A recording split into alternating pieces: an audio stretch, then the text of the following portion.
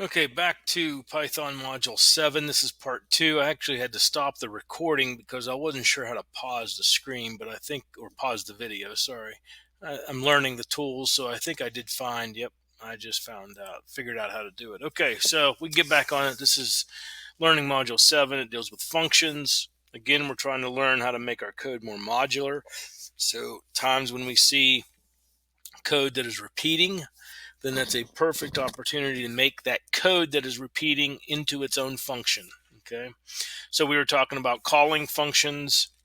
Functions can also have one argument, two arguments, whatever. So an example of two arguments.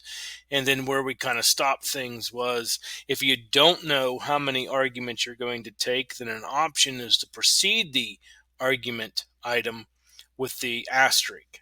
And what that does is that'll give you um, a X number of arguments that the function can take. And remember, so when doing that, though, inside the function, the arguments come in as a tuple.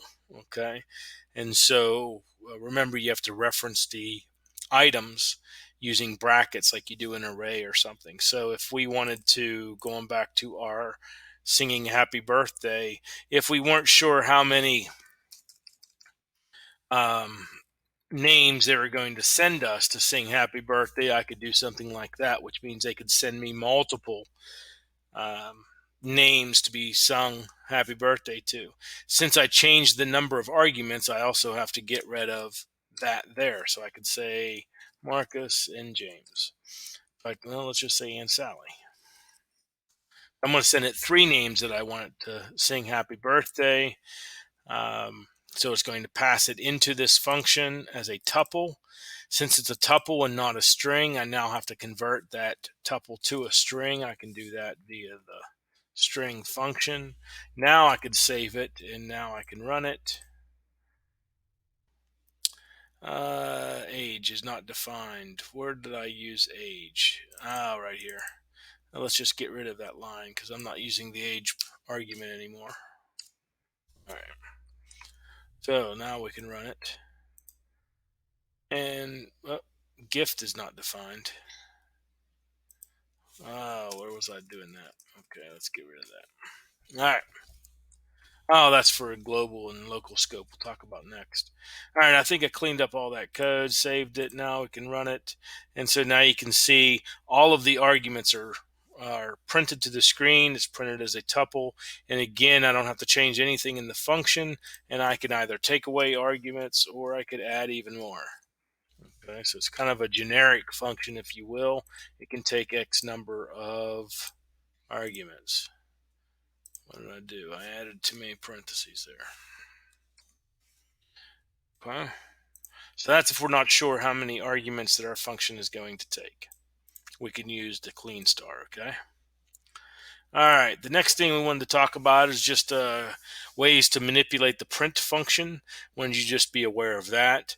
If you add another argument to the print function, if you add the end argument or the SEP argument, you can modify how the output is displayed on the screen. So if you add the end argument and you assign the end parameter some value, end equals, then basically that's how you want the end of this print statement to be treated. So for example, if you were to say print hello and then you have end equals just an empty quote, and then the next line of code you have print world, you would expect hello world to be printed on 2 lines. But if you use the end equals with just a empty quote, then they get printed together. So it's however you wanted to end the line that gets printed. Versus if you use the sep argument and you assign it a value, then you can determine how do you want to separate items in the print statement. So you have 3 items here in the print statement, and you assign for the argument a comma, then you can print the comma in between these arguments in the print statement. So ways that you can manipulate the print function in order to output things differently. Now, our last topic for learning module 7, which deals with functions, has to deal with scope. because it's important that you understand scope. Scope dealing with how the values of variables can be accessed. Variables can't be accessed everywhere. We remember our blocks of when we talked about what is a block of code. Well, this comes into play when we're talking about scope. This is where that gift variable popped up. So if my main thread here, if I was to say gift, I'm just going to create a variable and say gift is, I want a computer as a gift. Okay.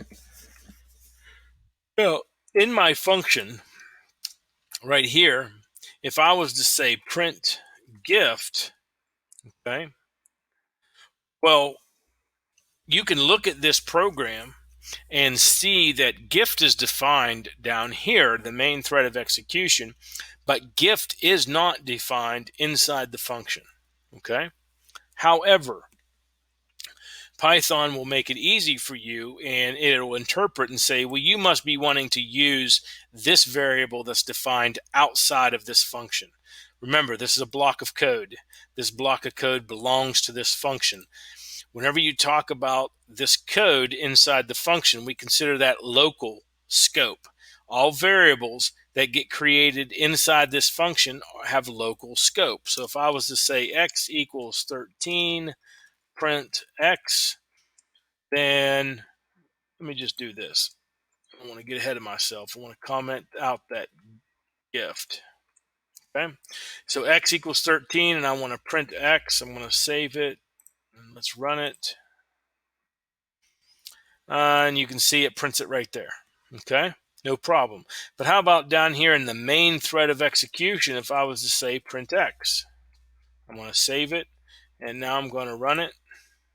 Oh, I get an error. It says x is not defined down here on line 18. Well, what do you mean x isn't defined? Well, it's not defined in this scope. In this scope, the main thread of execution, this is global scope. X was defined inside the function.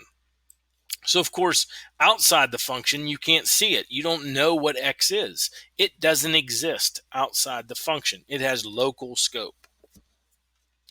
Does that make sense? So anything defined inside the function has local scope. You can't access it outside the function. Okay? So let's get off of that and let's go back to where we were about this gift variable. Now, when I define something in the main thread of execution, like I did here with gift, I created a variable, I called it gift, and I assigned it the string computer. Well, inside this function here, if I say print gift, you might be thinking to yourself, well, this is local scope. It does not know what gift is. Actually, it does. Anything defined at the global level, okay, is known at the local level. So inside this function, it knows that you must be referring to gift at the global level. So if I save this and run it, okay, so you can see it prints computer. Okay. Now here's the trick though. It knows how to reference it. However, if I was to say gift equals, oh, what kind of gift do I want? An ink pen. Okay. I'm going to change the value of gift. And then down here, I'm going to say print gift. Okay. Oops. Let's do it after the function call. That would be funny. I'll just print it last. Print gift. I saved it and I'm going to run it. Then we say, wait a second, there's an error. We're in this file, we're on line, where are we at here? Line 21. So that's here.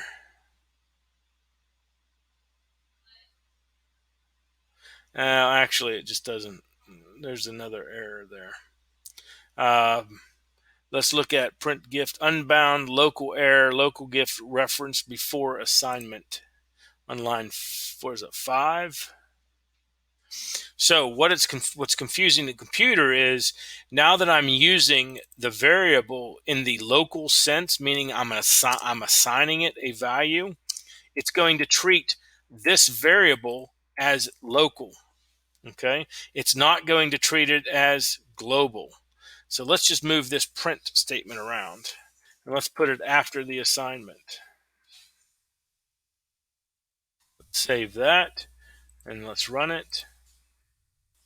So you're going to see it's going to print ink pen, which is right because this is what I assigned gift to be.